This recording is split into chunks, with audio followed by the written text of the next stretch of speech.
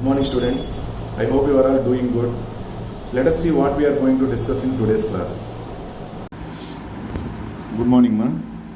In previous class, we have seen reaction coefficient.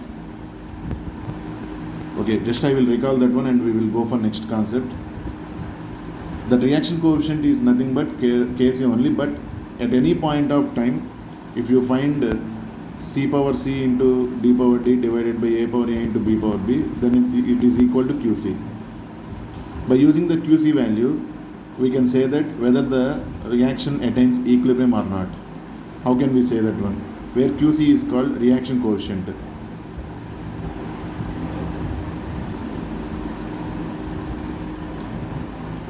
If Qc is less than Kc, forward reaction must be taken place to attain equilibrium. If Qc is greater than Kc, backward reaction must be taken place to attain equilibrium. And if Qc is equal to Kc, then equilibrium is attained.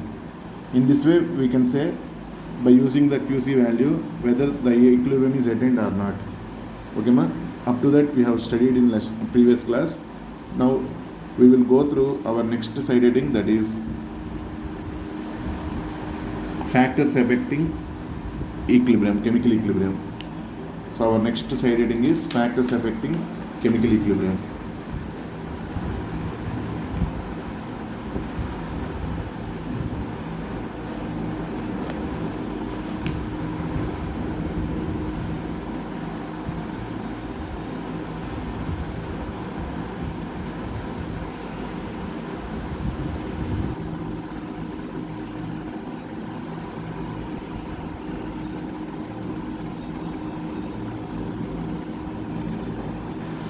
To study these factors affecting chemical equilibrium, we need to know one principle, that is called Le Chatelier's principle.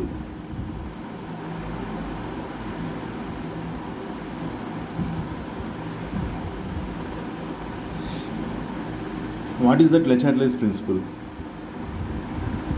Okay, let us consider any equilibrium or any reaction or any physical process, whatever it might be. Okay, here as our topic is related to equilibrium, let us consider that equilibrium only.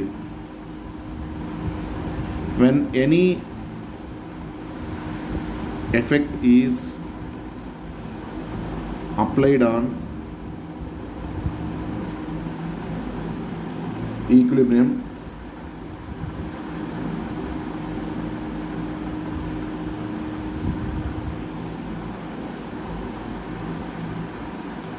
when any effect is applied on chemical equilibrium,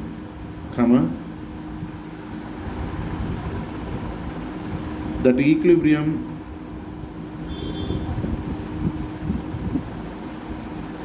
will be shifted,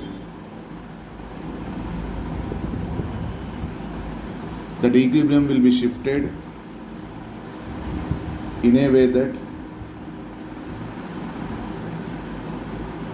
the effect must be reduced.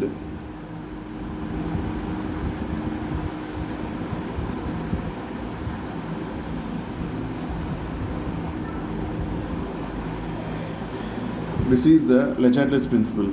But by seeing this Le Chatelier's principle, no one can understand anything, because the statement is like that. By taking the examples, we can understand easily. Observe, when any effect is applied on chemical equilibrium, that equilibrium will be shifted in a way that the effect must be reduced. Okay, for example, let us consider a room in which the upper ceiling wall can be moved upward and downward. Like this it can move. This is general thing I am telling. A person is standing here.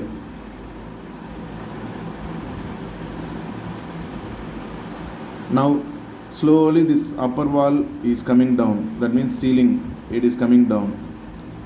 While it is coming down, this boy will stand like that only. Okay, slowly it reaches.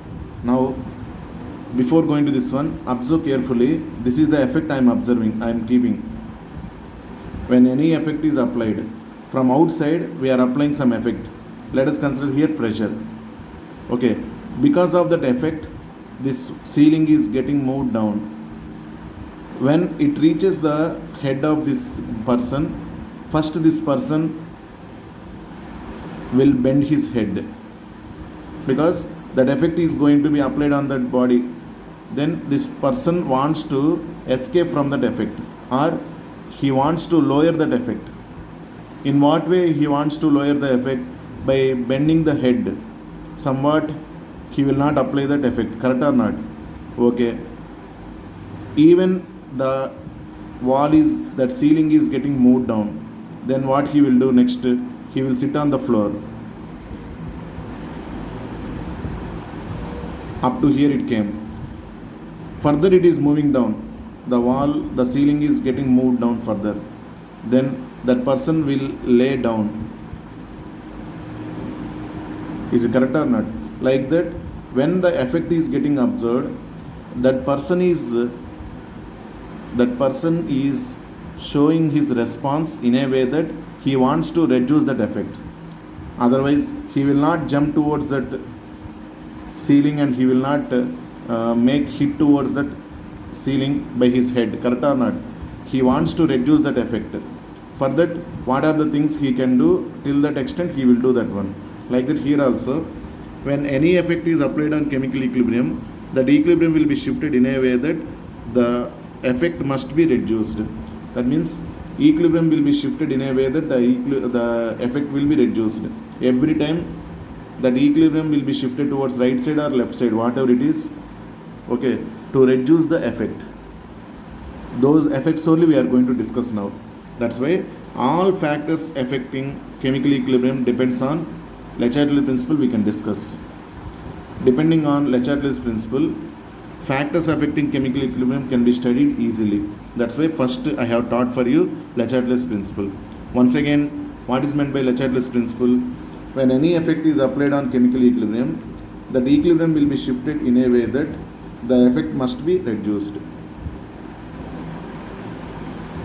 This person is responding in a way that he wants to reduce the effect of that moving wall onto his body. Is it correct or not? Like that here also, when any effect is applied on chemical equilibrium, that equilibrium will be shifted in a way that the effect must be reduced. Now, under these factors affecting chemical equilibrium, our first heading is concentration of reactants and products.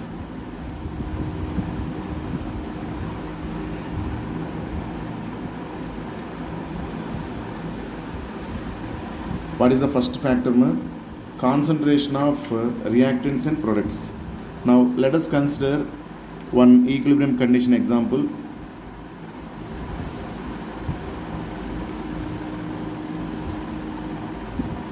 N2 plus 3H2 is in equilibrium with 2NH3. N2 plus 3H2 is in equilibrium with 2NH3.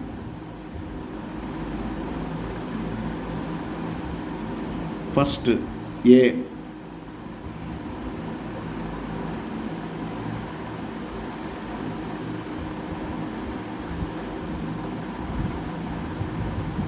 Increase the concentration of reactants. Here, what is the factor? Concentration of reactants and products. Okay. So, what is that? A. Increase the concentration of reactants. When we increase the concentration of reactants, number of molecules on reactant side increases, because N2 and H2 we are increasing. That is the term we are taking. Increase the concentration of reactants. What is meaning of that one? We are increasing the amount of N2 and H2. In a container, I am increasing the N2 and H2. Then when we increase the amount of N2 and H2, this side pressure increases. Means number of molecules increases. When number of molecules increases, effect is more here. When effect is more here, they will combine highly to form products. When they combine to form products, their number will be decreased. Is it correct or not? Their number will be decreased. Then effect on them also decreases. That is only Le-Chatelier principle. When any effect is applied on chemical equilibrium, that equilibrium will be shifted in a way that the effect must be reduced. When we increase the concentration of nitrogen and hydrogen in this reaction, these two amounts will be increased. Okay, then forward reaction rate increases, more amount of reactants will be converted to products, and a new equilibrium will be established towards product side because of effect applied on this side. When effect is applied on this side, they want to reduce that effect by combining to form products. I hope you are understanding, ma. When they are present like this only, their amount will be increased, and pressure increases, blast will be happened. Is it correct or not? Then what they will do, when they combine with each other, N2NH2, they will form NH3. Automatically this side, they will maintain less pressure. So continuously, when the concentration of N2NH2 is going to be increased, they will combine to form NH3. That means equilibrium will be shifted towards right side. Equilibrium will be shifted towards right side. That point is very important. What is A? Increase the concentration of reactants. When we increase the concentration of reactants,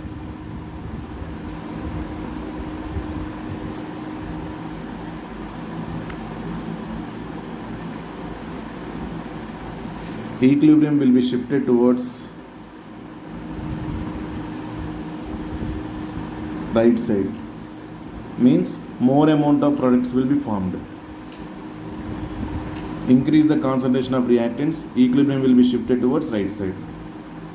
These are all very important points, ma. Depending on these only, even NEET questions are also there. Please concentrate highly. Okay, next, what is B?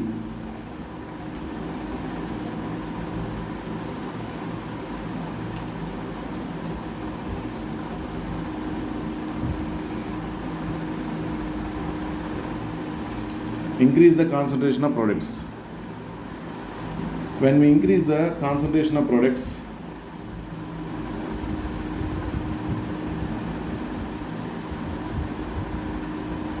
what will be happen?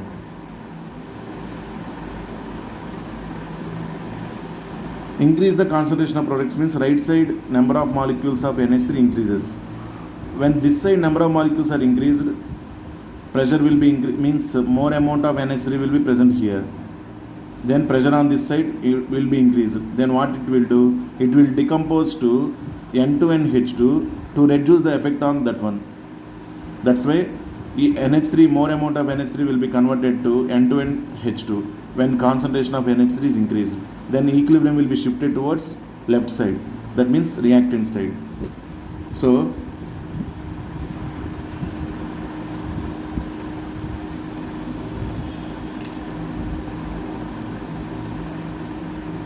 equilibrium will be shifted towards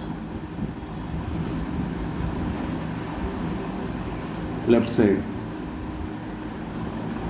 This is the conclusion about effect of concentration of reactants and products. We have studied this one depending on Le-Chatelier's principle only. We have studied this one depending on Le-Chatelier's principle only. When concentration of reactants increased, equilibrium will be shifted towards right side. When concentration of products is increased, equilibrium will be shifted towards left side. Increase the concentration of reactants, equilibrium will be shifted towards right side. Increase the concentration of products, equilibrium will be shifted towards left side. Okay, to reduce the effect only, this is going to be happened. That's why everything it is depending on Le-Chatelier's principle only. Till this, I hope you are clear, ma. First, once again, Le-Chatelier's principle we will see. When any effect is applied on chemical equilibrium, that equilibrium will be shifted in a way that the effect must be reduced. That's why when we increase the concentration of reactants, they will be converted to form products to reduce their effect. So increase the concentration of reactants, equilibrium will be shifted towards right side. Increase the concentration of products, equilibrium will be shifted towards left side. This is our first factor, concentration of reactants and products. Second one, pressure ma.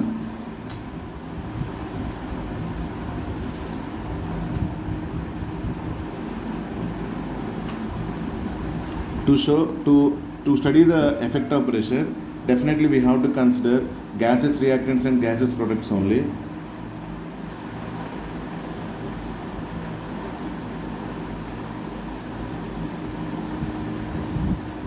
Okay, let us see same example. N2 plus 3H2 is in equilibrium with 2NH3. This is the closed container which contains N2, 3H2 and 2NH3, all are in equilibrium condition. Now this sealing means upper wall can be movable because we want to increase the pressure, increase or decrease the pressure. For increasing or decreasing the pressure, any one side must be movable. So I made this container in which this sealing can be moved, means upper wall can be movable. Now on to this reaction equilibrium, I am applying this pressure, meaning I am increasing the force. Because of that increase in force, I have moved the piston downwards. Because of the increase in force, automatically pressure is also increased. When the pressure is increased, that pressure effect will be shown majorly on which side major number of moles are there. See, reactants, these are products. On reactant side, how many moles are there? Total number of moles 1 plus 3, 4. On product side, how many moles are there? 2. Okay, so when we increase the pressure, on which side major number of moles are there? Left side. On that side, majority of pressure is applied. Even though they are all present in the container only, major effect will be observed on this side because this is only containing major number of molecules, so they will only be applied by pressure highly. Automatically, they want to reduce the pressure on them.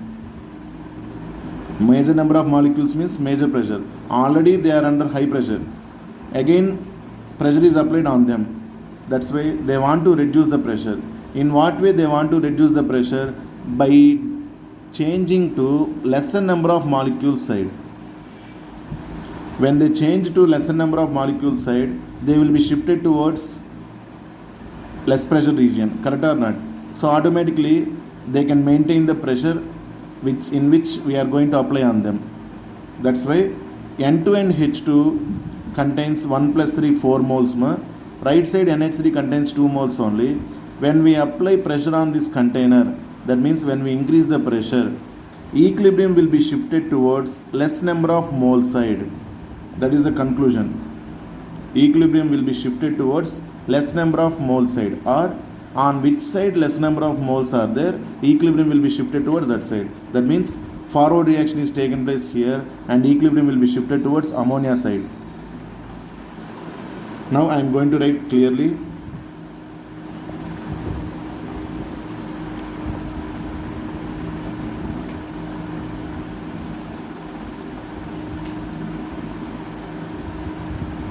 When pressure is increased,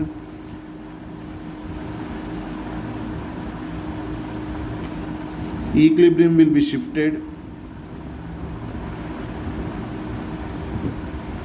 towards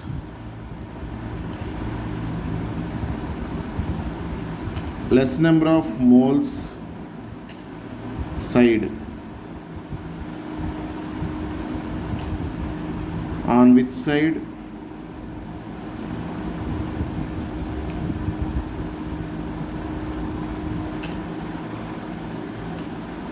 less number of moles are there. That is called less number of mole side. Once again, when pressure is increased,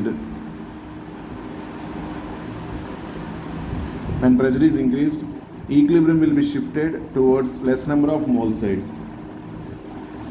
On which side less number of moles are there, towards that side equilibrium will be shifted. That means rate of forward reaction is increased when compared to rate of backward reaction. Again, up to rate of forward and backward reactions are getting same, the equilibrium will be going on. That means forward reaction is increased, slowly it will be shifted towards right side. Again, after some extent equilibrium will be established. Further, if you increase pressure, again forward reaction is taken place. Like that it is keep on going on. Is it okay? This is the effect of pressure. One more time I will explain. If you see any reaction equilibrium, on which side less number of moles are there, observe carefully. So when we apply pressure on the total equilibrium will be shifted towards the side, particular side in which less number of moles are present. That means equilibrium will be shifted towards right side. In this reaction, equilibrium will be shifted towards right side. Some other reactions might be left side, it might be containing less number of moles. Then equilibrium will be shifted towards left side when pressure is increased in that conditions. Okay. So final, what is the conclusion here? When pressure is increased, equilibrium will be shifted towards less number of mole side. On which side the number of moles are less, to that side equilibrium will be shifted. Here in this reaction, right side less number of moles are there, so equilibrium will be shifted towards right side. Forward reaction is more. Okay, same way, oppositely, when pressure is decreased, equilibrium will be shifted towards more number of mole side. I will write now. Before that, I hope you are clear, So first factor, concentration of reactants and products. Increase the concentration of reactants, equilibrium will be shifted towards right side. Increase the concentration of products, equilibrium will be shifted towards left side. When pressure is increased, equilibrium will be shifted towards less number of mole side. In the same way, I am going to write when pressure is decreased also.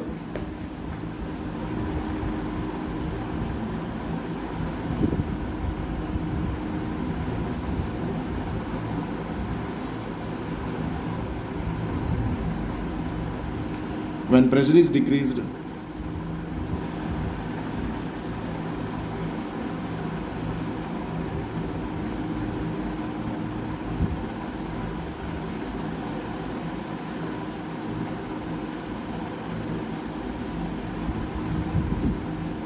equilibrium will be shifted towards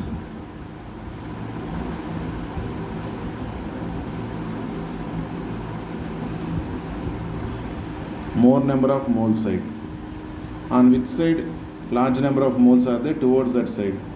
So in the ammonia reaction Haber's process, N2 plus 3H2 gives rise to 2NH3. If you decrease the pressure, backward reaction is taken place and the equilibrium will be shifted towards nitrogen and hydrogen, left side. Okay, this is when pressure is decreased. Now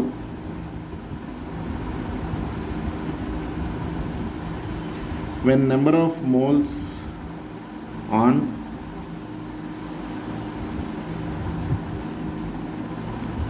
reactant side and product side are same,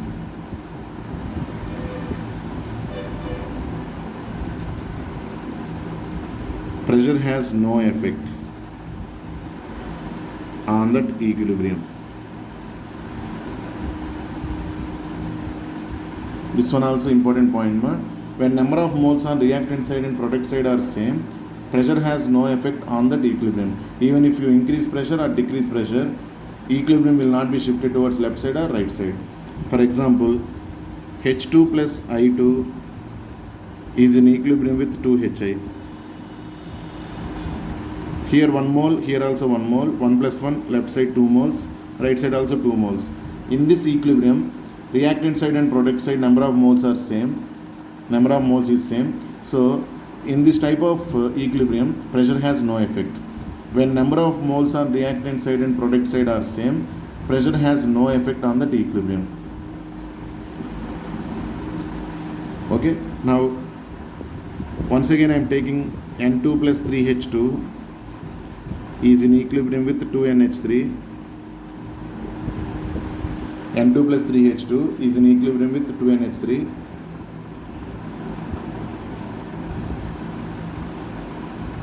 To obtain ammonia in major quantity,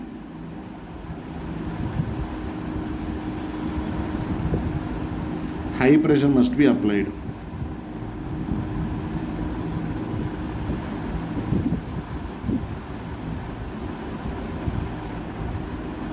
So in the above reaction equilibrium, if you want to get large amount of ammonia, that means yield of ammonia must be high.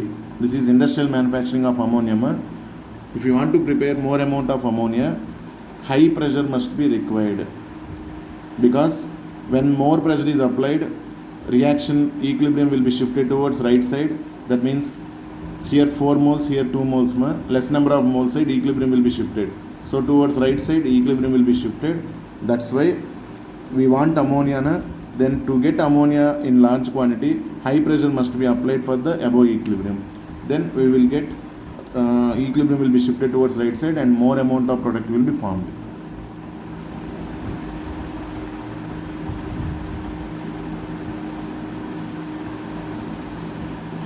I hope you are clear. This is the effect of pressure. Next, we have to see third factor, that is temperature.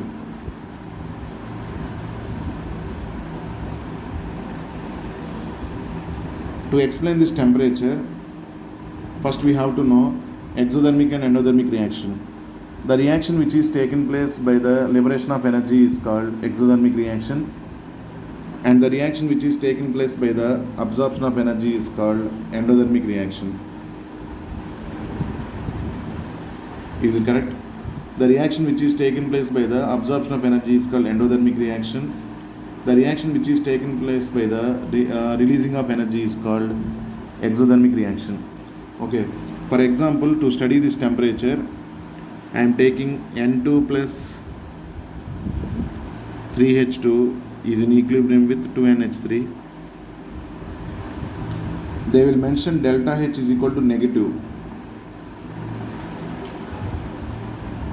When any equilibrium is kept, delta H is equal to negative, meaning of that one, forward reaction is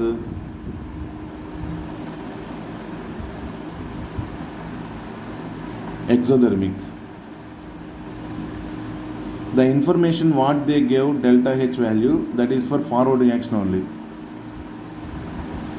Even though equilibrium is mentioned, they will say here delta H is equal to negative. They will keep the value delta H is equal to negative. Meaning of that one, this is meaning of forward reaction. That means forward reaction is exothermic and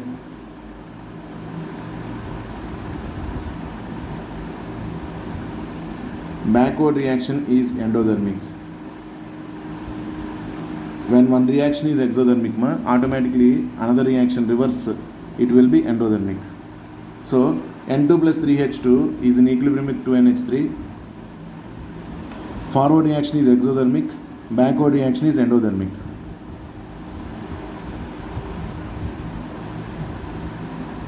Exothermic means it should not require energy. Endothermic means it should require energy. Because exothermic reaction, it is only happening by releasing of energy. Is it correct or not? It doesn't want energy from outside. But endothermic reaction can be taken place by the absorption of energy, so it should require energy from outside. Now, in this type of condition, N2 plus 3H2 is in equilibrium with 2NH3, delta H is equal to negative. If you increase the temperature,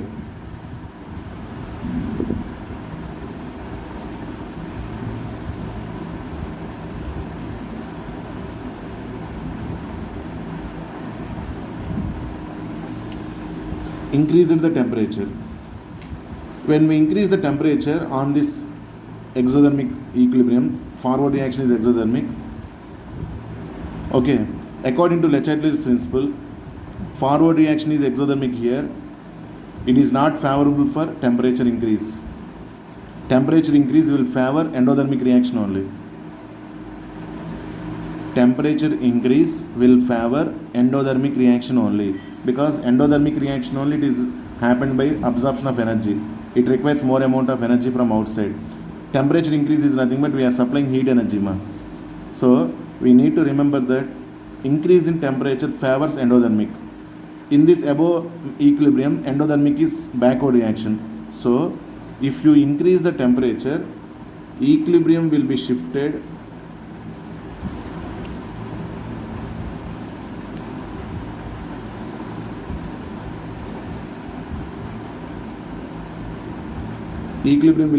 towards reactant side.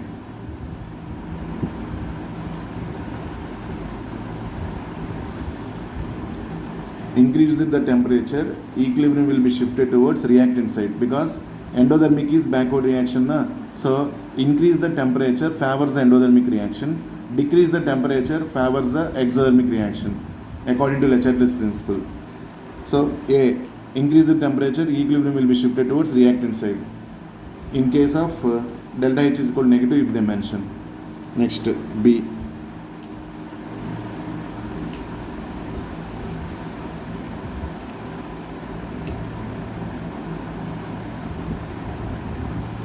Decrease the temperature,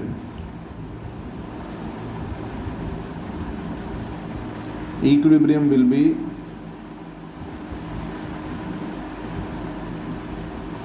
shifted towards product side. Equilibrium will be shifted towards product side. This is about information regarding forward reaction is exothermic.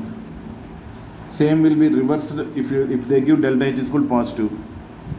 If they give delta H is equal to positive, increase the temperature, equilibrium will be shifted towards product side. Decrease the temperature, equilibrium will be shifted towards reactant side. When they mention delta H is equal to positive.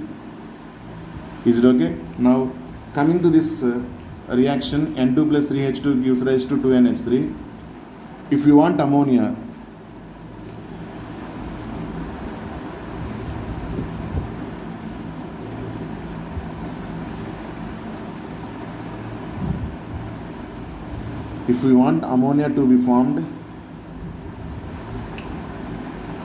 to be formed means equilibrium should be shifted towards right side, product side.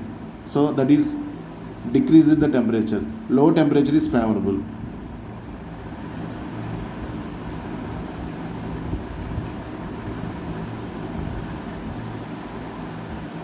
Like this questions might be asked, they will give an equilibrium, okay, and they will mention delta H value. They will ask that I want ammonia. For that, what are the required conditions? They will say low temperature, high pressure, high temperature, low pressure, like that 4 options they will give. We need to observe that temperature, low temperature, and previously we have studied the pressure. To obtain ammonia in major quantity, high pressure is required. So Haber's process, N2 plus 3H2 gives rise to 2NH3, requires high pressure and low temperature. These are the favorable conditions for the formation of ammonia. But very low temperatures also, it is not that much possible to undergo reaction. So moderate temperature is required here. Because at very low temperature, the molecules are very near by each other, they cannot move freely. So they cannot cross the energy barrier easily. That's why moderate temperature or moderately optimum temperature. Let us consider moderate temperature.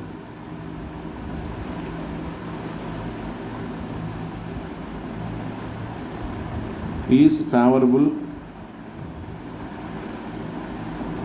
for the formation of ammonia.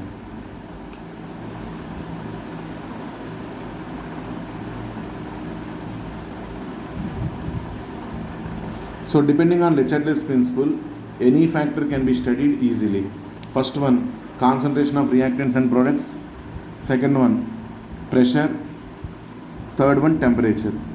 Like this, some more factors are there. Let us see them. I hope you are clear up to this.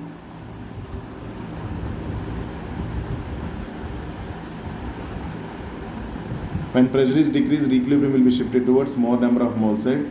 When number of moles on reactant side and product side are same, pressure has no effect on the equilibrium. This is the example left side and right side, number of moles are same. Coming to N2 plus 3H2 is in equilibrium with 2NH3. To obtain NH3 in major quantity, high pressure must be applied. Temperature. Forward reaction is exothermic, backward reaction is endothermic. The type of condition increases the temperature, equilibrium will be shifted towards reactant side. Decreases the temperature, equilibrium will be shifted towards product side. If you want ammonia to be formed, low temperature is favorable, but very low temperatures are also reactions will not be taken place easily. That's why moderate temperature is favorable for the formation of ammonia. Okay, man. This is the information about effect of temperature on equilibrium. Next we will see effect of catalyst.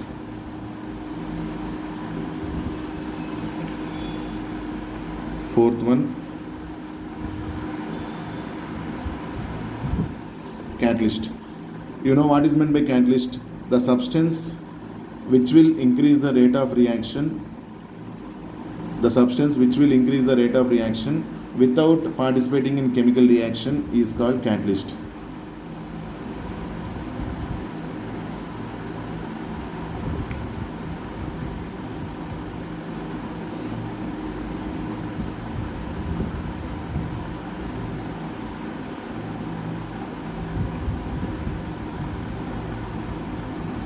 The substance which will increase the rate of reaction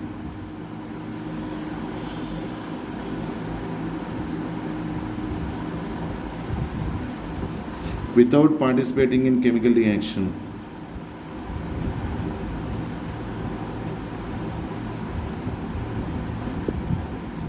is called catalyst. Particularly it is called positive catalyst. One more type is the negative catalyst. The substance which will decrease the rate of reaction without participating in chemical reaction is called negative catalyst.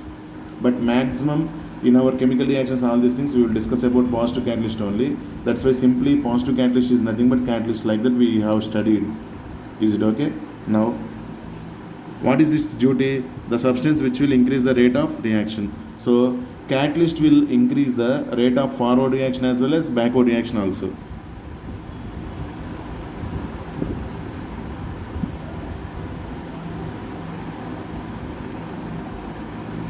Catalyst will increase the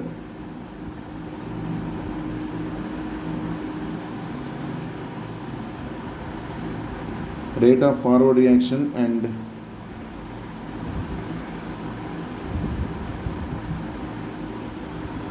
backward reaction also. So whether it is forward or backward, catalyst will increase the rate of both forward and backward reactions, and again it will make forward and backward reactions at the same time, same place. That's why there is no effect of catalyst on equilibrium, as catalyst will affect the rate of forward as well as backward reaction. If it is affected by any one reaction only, when catalyst will increase the rate of forward reaction and backward reaction, both of them, so equilibrium will not be shifted towards right side or left side, because when only forward reaction is increased, then equilibrium will be shifted towards right side. Only backward reaction is increased, equilibrium will be shifted towards left side. But here catalyst is going to increase both forward reaction and rate of forward reaction and backward reaction. That's why catalyst has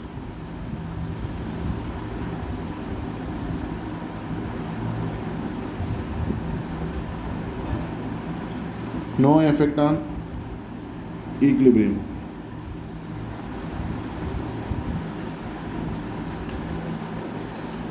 What is that, ma? Catalyst has no effect on equilibrium.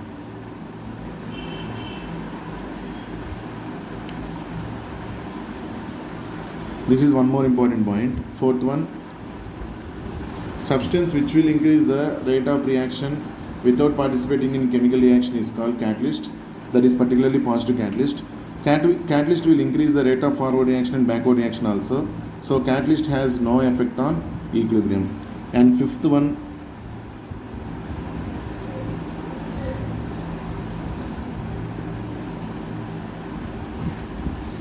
introduction of inert gas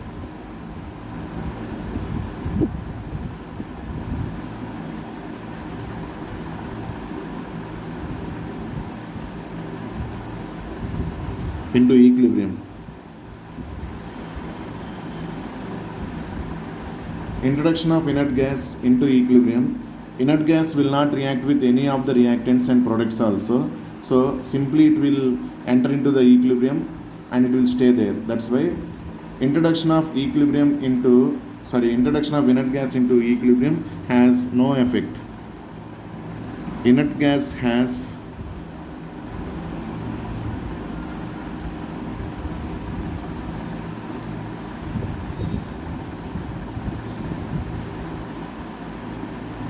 no effect on equilibrium. This is fifth effect, man.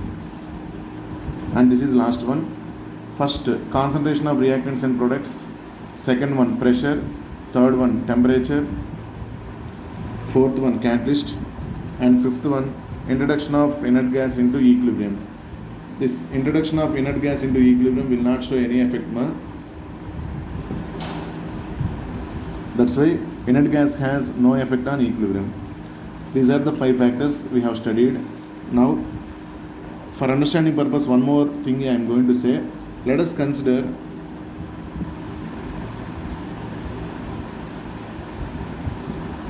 one equilibrium from backside. NH3 is in equilibrium with N2 plus 3H2. NH3 is in equilibrium with N2 and 3H2. NH3 will undergo decomposition to NH3. It will undergo continuously decomposition to form N2 and H2 gases. Okay. When nitrogen is available with hydrogen, then only backward reaction is possible. Is it correct or not? When nitrogen is present along with hydrogen and effect of temperature and pressure, pressure and temperature effects are also there, then only both will undergo reaction to form backward, that means ammonia. Is it clear? Now, as soon as nitrogen and hydrogen are formed, if we are able to remove this hydrogen, as soon as nitrogen and hydrogen are formed, if we are able to remove this hydrogen, then there is no chance for nitrogen to undergo reaction. That's why only forward reaction is possible. There is no chance of equilibrium. So, when two products are there, then only backward reaction is possible. When there is no backward reaction, only forward reaction is taken place and equilibrium will be shifted towards right side. We will get nitrogen gas. So, by using suitable techniques, if you are able to remove one of the products, automatically backward reaction is stopped and continuously forward reaction only will be taken place and the reaction will be coming to one end. Okay, this one more point I would like to say, because in sometimes they may ask in MCQs, that's why. Okay, and this is about factors affecting equilibrium. Those are first one concentration, second one pressure, third one temperature, fourth one catalyst, and fifth one introduction of inert gas. All these things we have seen. Now in our textbook they gave some examples about factors affecting equilibrium. Let us see what are those.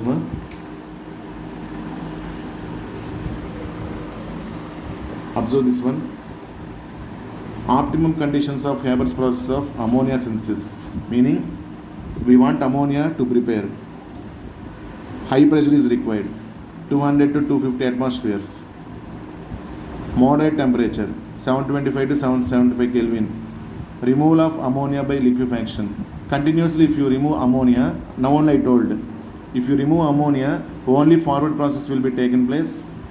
Okay, N2 and H2 will undergo reaction to form ammonia continuously. But I took example backward. Same like that forward reaction also. N2 plus 3H2 gives rise to 2NH3. If you are able to remove continuously this ammonia by liquefaction, there is no ammonia in the container in the gaseous state. Then backward reaction is not possible. That's why only forward reaction is possible. In that condition also we can get more amount of ammonia. So these are the conditions. Use of iron as catalyst and molybdenum or mixture of K2O and Al2O3 as promoter. Okay, in that condition if you are able to remove ammonia continuously, forward reaction is only there. In that condition catalyst is useful. Okay, next. This is about ammonia synthesis, Haber's process. Same way, preparation of sulfuric acid. Optimum conditions for the manufacture of sulfuric acid by contact process are slightly high pressure, 1.5 to 1.6 atmosphere, moderate temperature, 650 to 700 Kelvin, removal of sulfur trioxide by absorption into H2SO4, uses of vanadium pentoxide or platinized asbestos as catalyst. Catalyst is used. Removal of sulfur trioxide. The major important step in preparation of H2SO4 is 2SO2 plus O2 is in equilibrium with SO3. 2SO3. This SO3 will dissolve in water to form H2SO4. That is simple step only. But major step is this one only. See, left side how many moles we have? 3 moles. Right side we have 2 moles. When high pressure is applied, means when pressure is increased, equilibrium will be shifted towards right side. We want SO3 ma, because SO3 can be dissolved in water to form sulfuric acid easily. We want to prepare sulfuric acid. So for that slight high pressure is required. Already we have seen. Next, moderate temperature. Forward reaction they gave delta H is equal to minus 189 kilojoules, meaning forward reaction is exothermic. Forward reaction is exothermic, but we want products, means less temperature is required. But very low temperature is also not feasible. That's why moderate temperature 650 to 700 Kelvin. 650 to 700 Kelvin we have seen. Removal of sulfur trioxide by absorption into H2SO4. Continuously, if you remove this sulfur trioxide, SO3, continuously forward reaction only will be taken place, because SO3 is not available to undergo backward reaction. So we are making that SO3 to be dissolved in H2SO4, and by that SO3 is going to be removed. So continuously the equilibrium will be shifted towards right side only, and we are going to get only SO3. Forward reaction only will be taken place. And use of vanadium pentoxide, V2O5 or platinized asbestos as catalyst. So what is the catalyst here? V2O5 or platinized asbestos. Okay ma? This is about factors affecting equilibrium, and we have completed up to this much extent. And in next class we will see some more applications of these equilibrium conditions ma. After that, relationship between K, Q and G we will see. By that, chemical equilibrium will be completed. By next class, within 20 to 30 minutes, we will complete chemical equilibrium, and we will start ionic equilibrium also. Okay ma? I hope you are clear about today's class. In today's class, we have seen factors affecting equilibrium ma. Okay, be particular about that one. It is very important concept in equilibrium. Thank you all. Have a nice day.